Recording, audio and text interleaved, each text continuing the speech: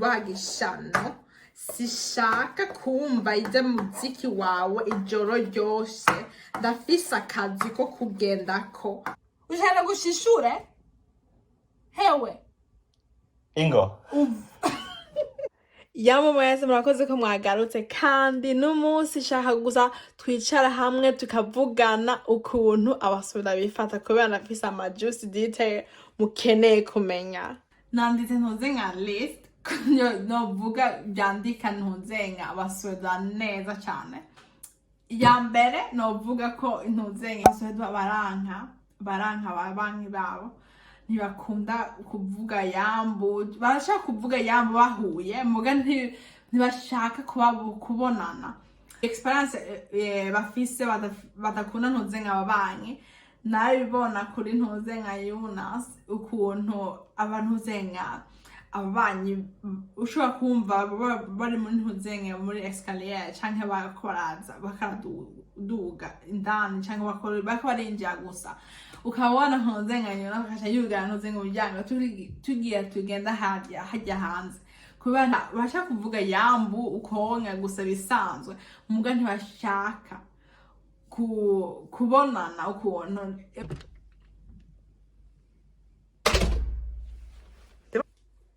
niki aha nababanyi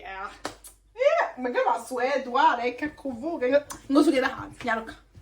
kabiri novuga ko ntuzenga ukuntu ntibakunda ntuzenga ababanyi muga ntibakunda ikindi kintu batakunda ni confrontation n'ababanyi babo rero bafise ntuzenga ikintu bishavuza cyane bashaka kubabwira ntuzenga umubanyi babo ntibazokubwira muri face to face muge baza kwandikira ikintu bose abantu bose baba muri ntuzere igenzu bashobora kubona kubera ntiyakunda confrontation muga barakunda kwandika ikintu note abantu bose bamenye ko bashavuye wewe bagishano sishaka kumva ije muziki wawe ijoro ryose ndafise akazi ko kugendako kirofa nandikiye ku babanyi bose wavyumvise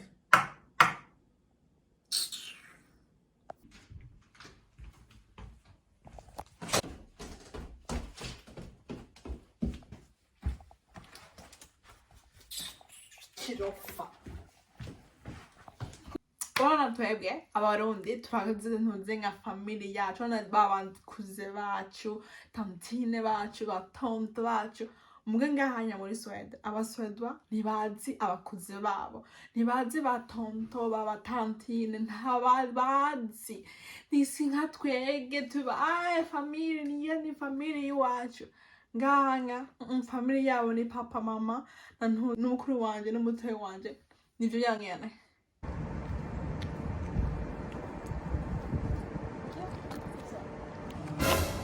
ugeze umukuze wawe yego bya kane n'ukuntu abaswedwa bakunda ibintu zenga ibikoko byabo sinzi ukuntu babifata muga je nafise akayabo ni kubera ntuzenga Jonas si jewe sinarishaka ntuzenga kajya akayabo muga ukuntu bafata ntuzenga ibikoko byabo nk'umwana sindi n'iyindi level kwa ego twari dufise ntuzenga imbwa mu Burundi muga ukuntu twadufashe imbwa hajya mu Burundi no ngahanga si byo kumwe kubera ngaha ni iyindi level ukuntu bafata ntuzenga ibikoko byabo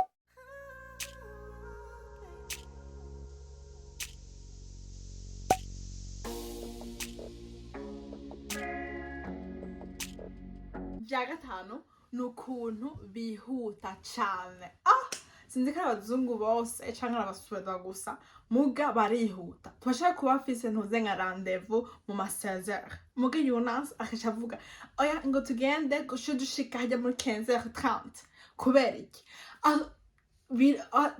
ndabishite birashisha aho ukuntu bishisha Vyoka harageze amasaha wambyukira ubu nyene ubu ni saa sita tugenda hajyanya mu magatoze ubu nuwabyukiye hano Jonas ushaka gushishure hewe Ingo.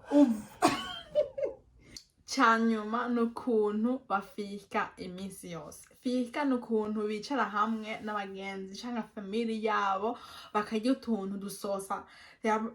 birashobora kuba ntuze nk'amagato cyangwa biscuit igitumbura ibyo ari byo byose bicara hamwe bakasha barya utuntu dusosa nk'ubu umuntu aku invite ngaha muri Sweden kujya uzogira ntuzenga muzogira fika kabiri kose mu bwa mbere igihe mushitse muri irya nzu mu bwa kabiri mwahejeje ya ntuzenga yanja ya main course iyi nyene mwahejeje mugira ntuzenga fika ni fika iminsi yose biraruhisha Fika. Sishaka ndasoma Jonas Fika. Fika. Jonas Fika. murakoze mwese n'umunsi ndibifaza ko ntuzenga yari ryoshe ye ntuzenga video kandi ego abasubira barashaka kuba ntuzenga uptight mugana abantu beza cyane ubamenye ni abantu beza cyane rero uri mushasha ntiwibage ku subscribe kandi nimwandike ntuzenga mufise suggestion yari byo byose mushaka nimwandike kubera jewe ndabikunda mwege kumanditse nimwandike byari byo byose ndabisoma ndi ngaha kandi murakoze cyane tuzosubira muri yindi video bye